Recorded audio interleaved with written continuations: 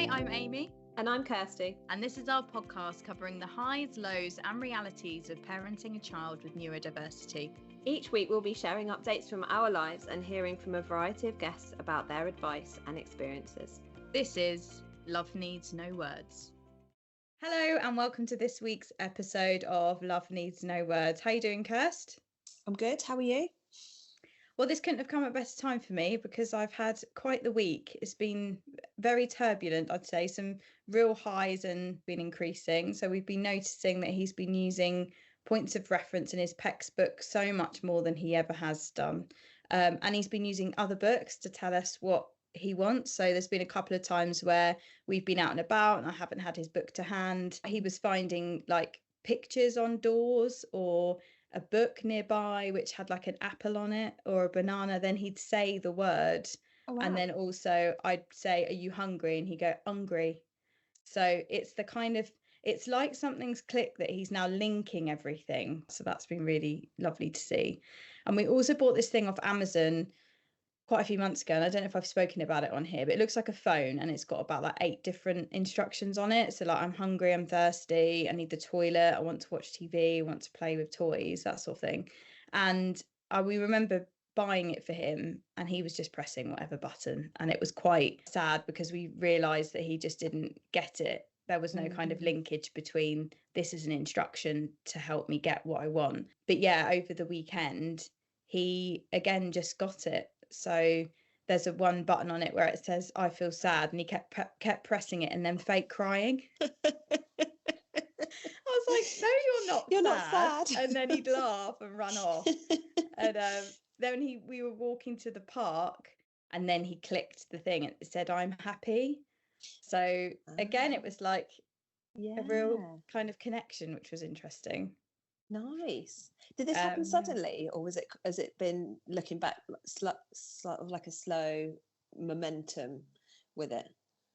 Not with that. That was the first time where he's linked it. Yeah. And he's picked it up over the months and just kind of pressed whatever button with no real meaning behind it. Yeah. But like some kind of developmental shifts happen. Yeah, definitely.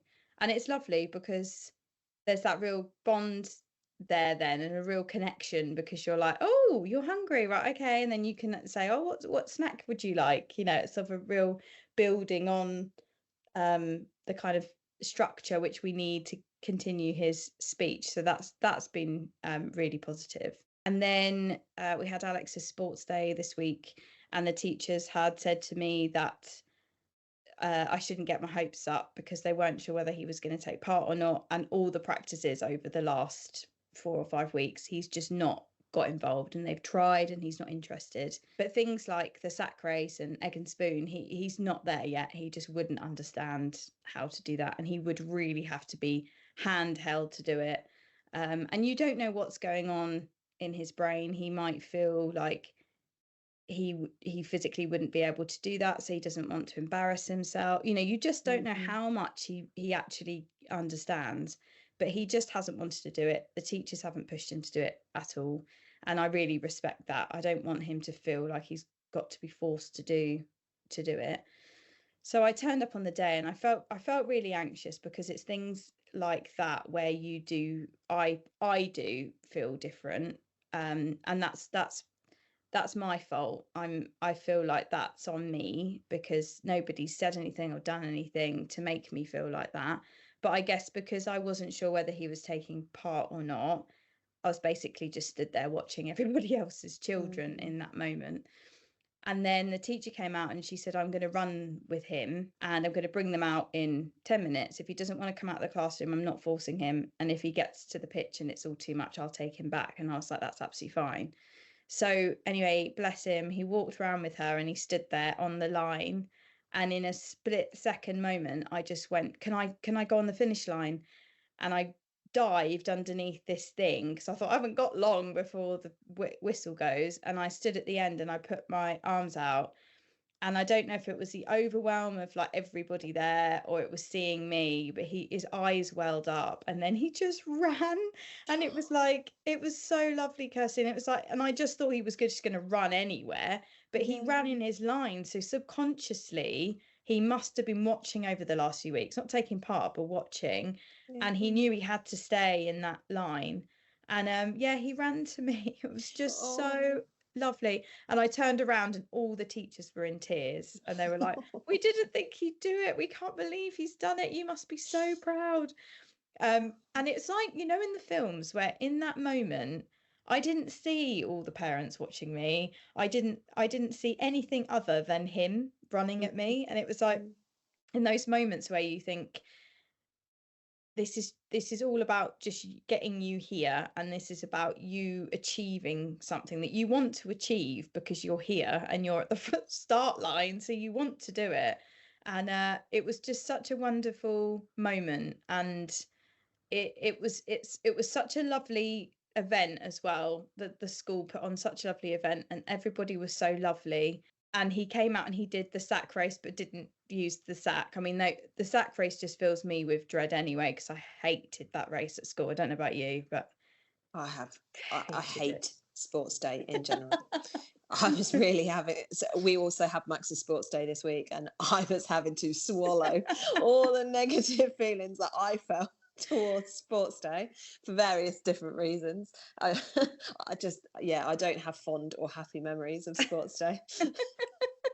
It's funny, so, isn't it? I get it. Your thoughts do come back from when you were at school. And I literally could place myself. It was awful. I mean, I was a fan, but the sack race was like I would worry about that all night before the sports day, because I just couldn't get the technique. Yeah, it was just awful. So anyway, they said he can just run that. So obviously he won it because he just literally legged it. But again, I was like, oh, he took part. This is just so nice. And then after we had this, like, it's called like a teddy bear's picnic thing.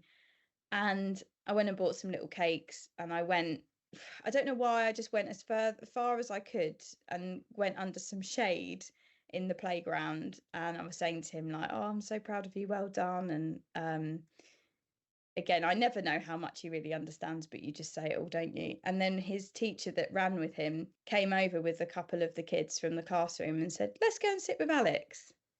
And I feel very emotional today, but it just made me feel seen, and it made me feel like he was really included. I didn't think for 1 minute he would have competed in that. It was only 3 races in the end, but 1, let alone 3.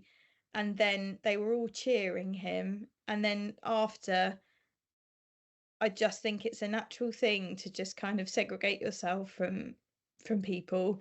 And then she brought them over, and then we were all sat together having lunch, and then the parents came over and we were talking. I sort of just thought to myself, it doesn't have to be this way, Amy. You don't have to feel like you're on your own all the time. I just think naturally we can feel like that. Yeah, absolutely. I think it's a protection thing a lot of the time as well, because you are running your own race. Well, that's a bit cliche given the sports day, but you are running your own race in so many different ways and all the time. So I think that naturally creates that feeling, and sort of, I don't even necessarily think you always do it intentionally. It just sort of happens. I think as well, because they're all sitting down there chatting to their child about the different races and how did they all find it. And yeah, it's hard when you're sat there and he doesn't talk to you. And I think when you're around other parents with kids that are fluently, well, not even fluently, but are able to communicate how the day was and all of that, it's hard. It is really, really hard. And yet they came over, we were all talking. It didn't matter that he was chatting away or not, because we were all having a lovely lunch. So I don't know, it was a really lovely moment, and I felt very included, and I felt he was very included. Good. But I suppose that's the beauty of having a school who are really behind your child and understand him and want him to be included, and will go out of their way to make that happen. And you feel for the families whose children are in schools where that's not their priority, where that just, it wouldn't occur to them. And then they do end up sat on their own, whether it's because they were in your situation, or whether, our situation isn't because Max doesn't speak, but ours is more because he's not likely to sit still for. We had the exact same setup actually. It was sports day, and then we had a picnic, and actually it was all really lovely. But I still felt apprehensive beforehand about what was that picnic going to look like. Was he going to want to be kind of, how was he going to feel about it? Because it was so different to what the school day normally looks like. Is that going to confuse him? Is he going to be trying to run off with other children? And then we have to go, you know, it just, there's a whole lot of stuff that you think about that, you know, other parents aren't thinking about, because their children will just run off and play with their friends, and they don't have to think about where they've gone, what they're doing, you know, do you need to be there to support them and such like. So yeah, we ended up actually, we sort of did the same thing, to be fair, mainly driven by trying to find shade, I'm not going to lie, but it was away from, it was sort of the other side. I don't even think it was necessarily intentional for us, but we ended up sitting with another two families whose children have SEN, who are just lovely people. So we had a really nice time, and you find those people and you don't worry then that your child's creating absolute carnage in the mud pit, which is obviously turned to dust because it's so dry. And he was utterly filthy. He looked like he was mining to Australia, but it was fine. They were all doing it. It was all good. No one, 100%. So it was really lovely. And Max did really well. We didn't quite know what to expect either. He said he was very nervous beforehand, and school are very good at sending social stories home with him for anything off timetable. And this week's been so off timetable. And he did say he was nervous. He didn't really want to do it, but actually he did so well. And I was stood there with my sunglasses on, and I surprised myself because I got really teary, and obviously no one else knew because I was wearing sunglasses, so it was all good. But yeah, I was surprised and this was before he'd even run, but I just thought the hurdles that my child goes through, just to be able to stand there on that line is significant, and like you feel it for them, don't you know? But it made us laugh because they did an obstacle course, and at the very last obstacle was a hurdle, and Max decided his approach was to just run around the hurdle. Love that. And Matt and I were sort of talking afterwards, and we're like, this has got to be a neurodivergent brain, you know, thinking, why would I run over it when I can run around it, when it's so much more efficient to just run around it? Why would I run over it? So yeah, he did really well, and he was really proud of himself. Fortunately, I think at the moment he's not overly competitive, and it didn't seem to matter to him that he didn't sort of, because it is they run it as a competitive event, so they give out sort of places, and he didn't win any of them, and that was absolutely fine for us. Like I literally just said to him beforehand, just you do your best, you try your hardest, and that's good enough for us. And he turned around to Matt later on that afternoon or in the evening, and he said, I didn't win, Daddy, but that's okay. Oh. And it is okay. And it was we were so proud of him. The whole he is just absolutely astounded us this week, and when the fallout will come I don't know, so the next record might be very different, but he's astounded us this week. He's just really had a lot to take on board, and he had his birthday party this week as well, so he's been really nervous for that, and like that you could tell was a lot, and I think he's been thinking about it a lot. But he had the best time. And actually, that's really good. Yeah, he had the best time. It was a joint party actually with someone else in his class, and that family are lovely. And yeah, it went so well. It was just exceptional. Oh, that's really good. We've never been able to do parties particularly before, and we were very mindful about what party to do, and it was run at the same place. So he does a gym session every week. It's very familiar.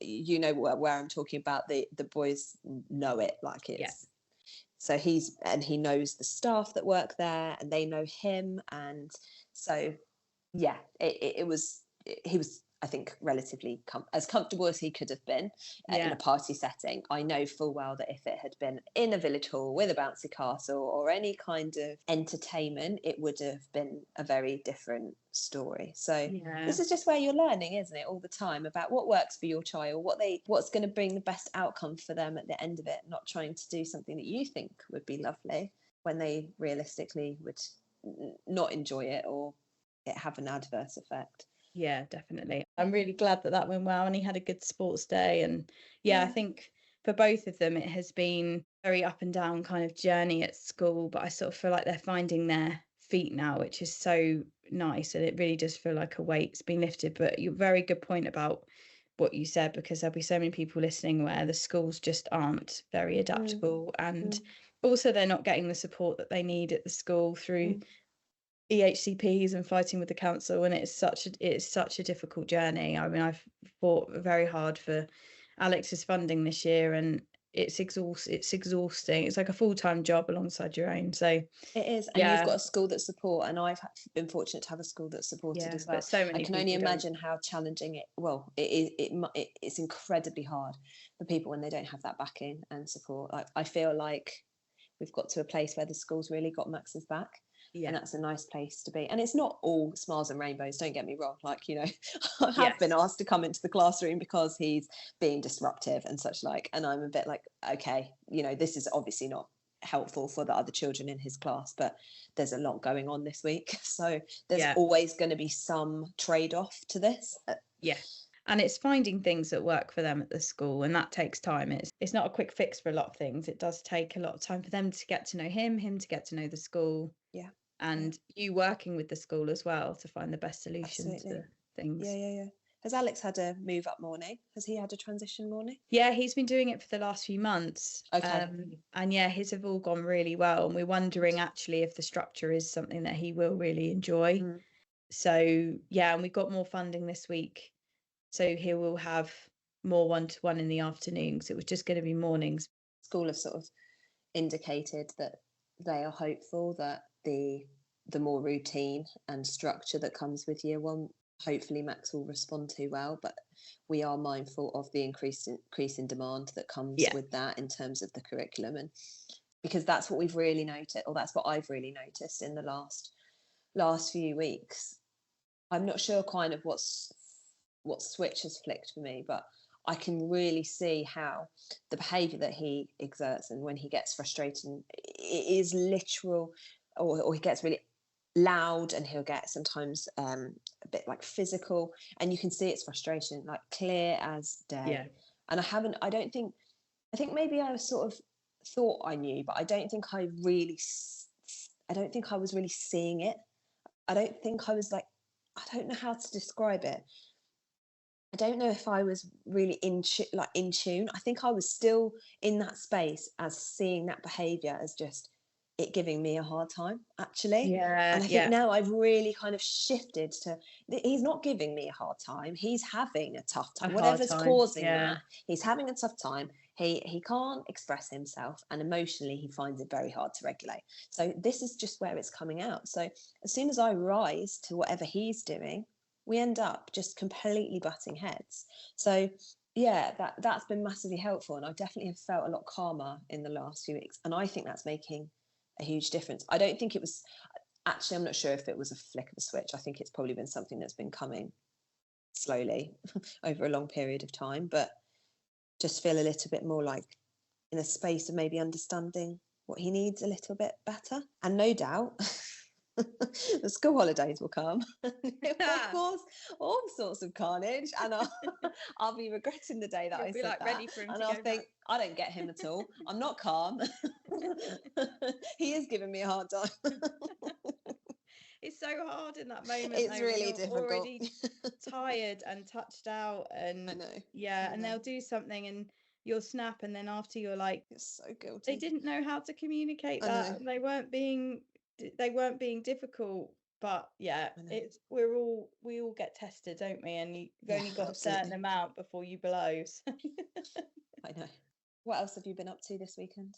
Well, I've talked about the highs, and then the lows was I mean, you had a very good birthday party, but we have had a really tough one today, and I blame myself because I should have checked what the birthday party was, but I think I got so excited that we'd had an invite to a party that I just didn't look into it, and I messaged and said, thanks so much for the invite, what would your daughter like, and got sort of carried away with it. And then when I looked and saw where it was, I realized it was a really small hall, and I started to panic a bit on the way there, because I was thinking, if there's like a bouncy castle in there, that for Alex would be great, or some music where they could run around. But if they've got to sit still, I've literally just set him up to fail, and me, because I'm about to have a panic attack. So we walked over to the hall, and as we were walking up the stairs, I could hear an entertainer, and I thought, oh, no. So I got to the top of the stairs, and all the parents were kind of sat on one side. There was a group of about 15 children that were the most behaved children I've ever seen in my life. They not only all looked like, really well presented, but they were all sat still. The entertainer kept talking about how amazing they were sat still, which just makes you feel sick, because you're like, I'm not going to be able to get this child to sit still for like longer than 15-20 minutes. So I started off with him on my lap, and I was kind of at the back, and he was fine at first, but I could tell very quickly he wasn't interested. That for Alex, he can't, it's too much information. It's like information overload. So I was kind of laughing along, and I was turning to the kids either side of me and laughing, whilst feeling so much pain inside, because I was thinking, why can't I just sit here with my child? Actually, not sit here, Why sit can't I with sit all with the the other rest of parents? them. Yeah. Sit with the rest of them and just let my child sit and watch. All their children were turning around and smiling at them, and when the bits were funny, whilst I was trying to get Alex to sit still on my lap. And I just had this horrible flashback. I don't know if anybody listening remembers one of the earliest episodes where I got emotional talking about a hall that I went to with Alex for a baby group, and we had to sit still, and he wouldn't, and I kept getting told off for the fact he wasn't sitting still, and I left crying. I just literally flashed back to that moment. I was like, this just feels worse because he's older and I'm still doing this. And yeah, so I sat there for about 10 minutes, and then I thought, I've got snacks in my bag, he will sit still if he's eating. So I got the first snack out of the bag, put him on my lap, and he was smiling at me. He knew what he was doing. He was basically saying to me, I'm bored, mum, I don't want to sit here. But you just want him to so badly. You want him to kind of to fit in. And I know that sounds awful, because it doesn't matter, but in that moment when everybody else's child is sat still, you're just like, why can't you just sit still like everybody else? And there was like one child that was about 2, I think, that was like having to go up and down the stairs with his dad just to keep him moving because he was bored. And that's kind of was like, that's probably whereabouts his attention span is with this right now. So I got him some snacks, and he sat there for a little bit longer. I think I got another like 10 minutes out of him. And then he made a beeline for this perfectly created cake in the shape of a cat. And he was beelining for the Malteser nose. So I basically had to rugby tackle him to the floor to get him to get away from this cake. But did it? I think I smoothed it out. Yep. So yeah, but got him back on my lap, and he was laughing. He knew what he was doing, which then to people would think, oh, he's being really naughty. He's not. He's literally just trying to regulate by moving. Yeah, absolutely. I think he did it twice, and then I moved to sit on a chair and put him on my lap, and then he got off my lap, and he was lying on the ground, and he had this like fireman figurine, and he was lying watching the magician, but he was hitting it on the floor. And so like the kids were turning around, the magician was kind of seeing where the sound was coming from, and I went into panic attack flight mode. I need to get out of here. So I went down onto the ground to kind of get him off of the ground. So I like grabbed him, and I said, oh, do you need to go to the toilet? And then I just walked across to the toilet, went to the toilet, and then I went down the stairs, like out into the fresh air, and I was like, like felt like I could breathe. I felt like I couldn't breathe the whole time I was in there. And it was just, do you know what it was? It was like the whole thing was just really difficult, because I was trying to get him to sit still the whole time. And then all the parents were behind me and I was avoiding eye contact, but somebody might have mouthed, "Don't worry," or "It's okay," or "You're all right." But I just avoided eye contact because I thought if I don't get those things, I'm going to feel even worse absolutely than I do right now. And so we got out, and then I put him in the car and I just broke down. I just felt so sad, and I feel awful saying this, but I just felt like, why me? Like, why is this happening to me? Like, why can't I just go and enjoy this party for 2 hours? Instead, I can't breathe trying to keep him calm, and now I'm out of there after an hour, and he doesn't give a shit. He doesn't care. He wouldn't have cared if he was there or not. He would have actually preferred to go to the park outside of the pool. It wouldn't have bothered him whether he was there or not. I wanted to do it for him because I also wanted a chance to get to chat to the other parents. But yeah, I just felt so sad and upset, and I sent the parent obviously a message to say I was really sorry that I left, but I didn't want the cake destroyed. And also he was too overwhelmed. He didn't want to sit there anymore. And the guy was going to keep going for another half an hour. And I just thought, I can't do another half an hour of this. So it was protecting myself, but it was also, I don't know what would have happened if I'd stayed. Like, he might have got to that cake, or he was disrupting as well. And that was another thing. He was disrupting the entertainer. But yeah, I just think you can feel very, very lonely in those moments, and you feel like I just wanted the floor to eat me up. I just wanted to get the hell out of there. Yeah, I drove to my dad's, and I got to my dad's and I just broke down. And my sister-in-law was there actually. She said as well, like, always make sure what the party is, because absolutely. boys are boys as well. They're not all boys are gonna sit still for that long. 100%. I actually can feel everything that you've felt, and I think birthday parties have been one of the hardest things, and some of the biggest life lessons I've had, to be honest, this year, because this wasn't a thing that we had to navigate when he was in nursery. We didn't get invited to parties. He did start getting invited to parties in reception, and I have been the crazy parent who has been having to stand right next to, almost on, the bouncy castle whilst every other parent is kind of having a lovely chat and a catch up at the side, and their children are having a wonderful time. And I don't feel like I'm having a wonderful time. I'm about to literally lose my mind. And I have just got to the point where I always now, like you were saying, check what the birthday party is, and I will say no to certain birthday parties, not because, literally because I know that no one's going to benefit from that. Max won't benefit from it. He doesn't at the moment have an awareness of when other children have parties he wants to go. He's never ever mentioned it. I have a horrendous time at those particular birthday parties, and it's just not nice for anybody. But one thing I will say to you, and we've spoken about this previously, and we spoke about it on the podcast, about giving them the opportunity. And what you did was gave him the opportunity to go to a birthday party to see for both of you whether it worked or whether it didn't work. And when it doesn't work, it feels like the loneliest place on earth, because the reality is you're not the only one.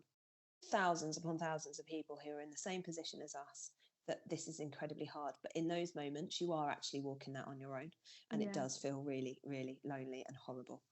And you get in the car and you feel like you can't cry in the hall.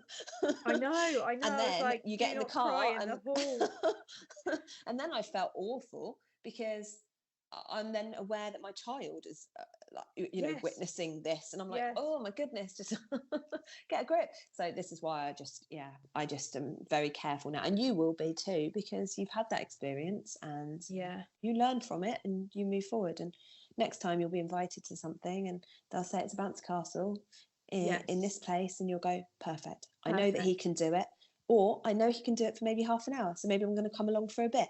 I've taken Max like half an hour before the end of a party before. Yeah, that's a really good point. So I was really worried that I wasn't going to get a text back from this mum, and just started overthinking everything. And I got a message from her the following morning, and she was so lovely about the situation. She said that she should have thought about it, and she should have invited us to the games and the the food. And she was really sorry, and I thought, no, you don't need to be sorry. But it made me realize in that moment that it's just so important to be open and honest with people, and that you can sometimes feel like other parents don't get it, when actually that's not always the case. And there's so many lovely people out there that just want to try and understand, but also have more of an understanding than you realize. And I think if you're open and honest with people, and also saying something like, if it gets too much for him, we will have to leave, but just know we're not being rude, something along those lines. I think it can just be something so simple as that, but it gives people a heads up. It's just you being honest, and yeah, hopefully going forward, that's what I'll do. How you feel has been felt, I have no doubt, by so many people who are listening to this podcast. And I can definitely say that I felt exactly the same, but it is horrible. And you do feel, why me? Why does it have to be us? Why can't my child enjoy this party as much as all the other children? Because that's really, you feel all of those feelings of, are the other parents judging me? What are they thinking? Blah, blah, blah. You do feel all of that naturally, but also you do feel like, I want my child to have a lovely time at a birthday party. I want them to be able to interact and get the same joy out of it, and the same excitement that all the other children are getting. You want that for your child, and that's not selfish. I'm very positive, as you know, on this journey. I'm always see the positive side of everything. But yeah, there are times where it's okay to say, this is really tough and this is shit at times. And this is one of those moments where, he's doing so well at school and he's improving so much, but the reality still hits you when you go to a party of kids his own age, and he's nowhere near there. Absolutely. It's on his own journey. Yes, he's thriving and he's doing so well, and you see so many positives. But when you look at it in a wider context, then that's the challenge, isn't it? Because that's the reality. They are walking their own path, and that path is going to look different. Thank you, because it's nice when you feel like your emotions are valid, and just being able to talk it through as well. Well, I've been there, and they are 100% valid. But it's so funny, because I mentioned a party on here a few months ago that we went to. It was my friend's little boy, and it was a soft play. He loved every minute of it. They went and sat down and watched a Disney film round a table. He sat down with everybody else and ate his lunch, and we left, and we were like, whoa, why were we worried about it? So that's what John reminded me of today, because I came back and he went, but he's been to parties and he's had a lovely time. He didn't want to sit still for an hour and watch a magician. That's okay. Like, there's going to be things that we know that he can do. And he said, and don't think parents of neurotypical children aren't sussing out what the party is as well, because some things their kids will enjoy and some they just won't. And that's okay. Absolutely. Okay. It's just not his bag. No, he just, he's not up for a magician yet, and that's fine.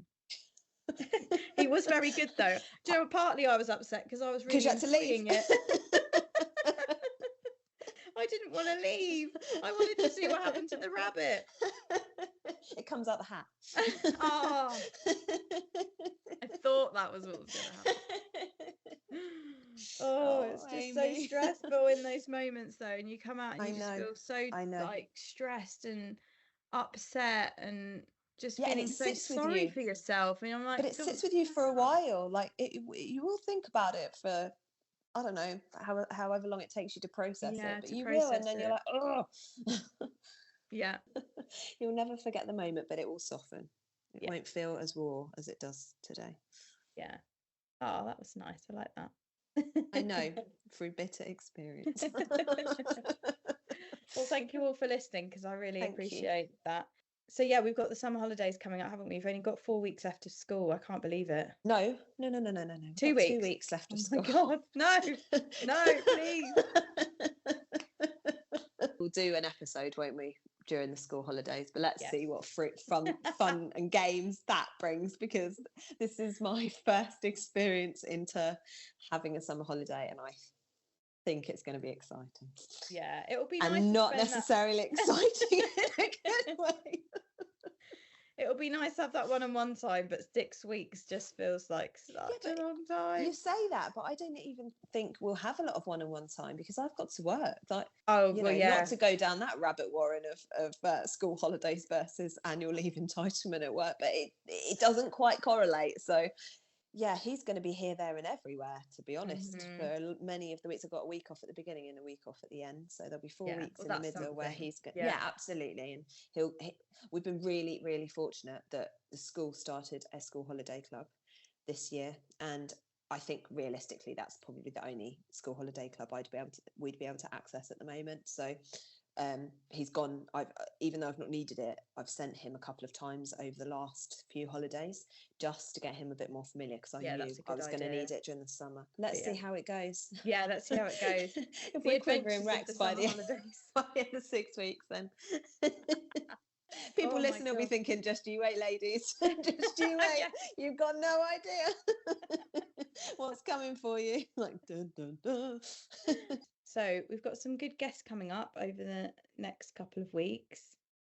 So we've got ADHD mum, Nicole Settle, who came on to talk to us about her children and their journeys, but also her own journey as clues in the title, living with ADHD as a parent. That was a great episode. So I'm excited for you to listen to that one. Oh, so funny. There's a lot of laughs in that.